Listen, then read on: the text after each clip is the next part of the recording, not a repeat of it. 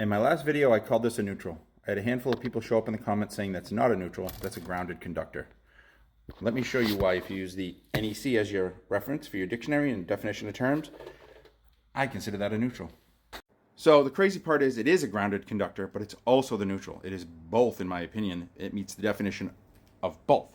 So I would be open to clarifying the definitions to separate them. I'm going to show you the definition as I read them, and you can tell me if I'm reading them wrong. I'm open to being wrong on this because I'm just reading definitions, and I'm not an English major. Maybe I'm bad at words.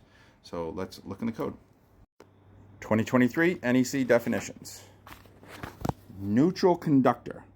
The conductor connected to the neutral point of a system that is intended to carry current under normal conditions. Okay? Then what is, so it says connected to the neutral point. What is the neutral point? The midpoint of a single phase system. Grounded conductor. A system or circuit conductor that is intentionally grounded. There you go. Okay, let's follow the path of that conductor. I've drawn it in blue because I can't draw in white on a whiteboard. Here's the receptacle. This is your panel. This is your meter and first point of disconnect. This is the transformer on top of your telephone pole. This is the path the white wire takes. It goes from the receptacle back to the panel. At the panel it connects to here. Then it goes up to your first point of disconnect, which could be the panel, but normally nowadays isn't. So here, at this panel, at this meter, it is connected to ground rods, so it is grounded. And then it goes up through the riser of the service, across the triplex drop, to the midpoint of the transformer. And at the midpoint of the transformer, it is grounded again.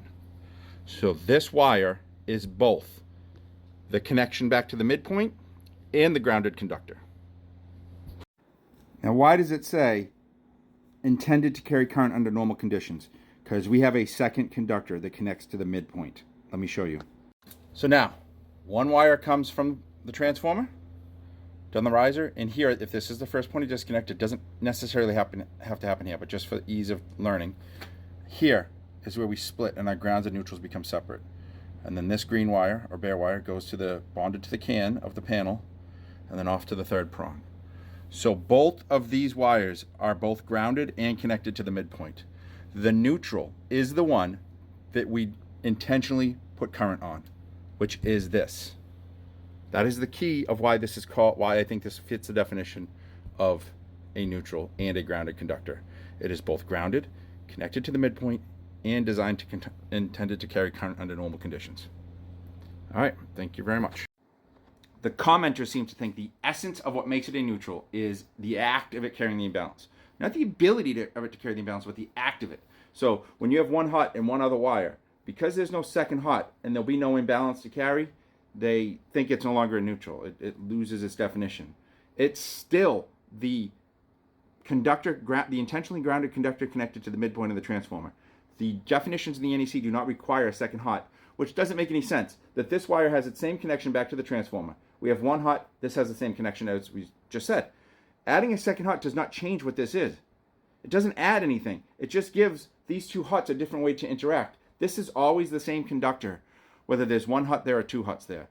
Do we want to add a second definition for the intentionally grounded conductor connected to the midpoint of a single phase transformer when there's only one hot, and have a new definition for that? I guess in Canada they call that an identified conductor. Whatever, we can, but I don't see what value that adds, because it's the same conductor regardless of how many hots are interacting around it. So, but I get the logic that neutral, you can't have neutral unless you have two things for it to be the middle of, but it is still a neutral by the definition. So hopefully that makes sense. See if anybody watches it this late, if anybody has a good other response that negates something I said or teaches me go to a different definition or something in the uglies or some weird thing that I'd never heard of why I'm wrong. I'm open to it because I've only have these definitions and it seems pretty clear to me. But thank you very much.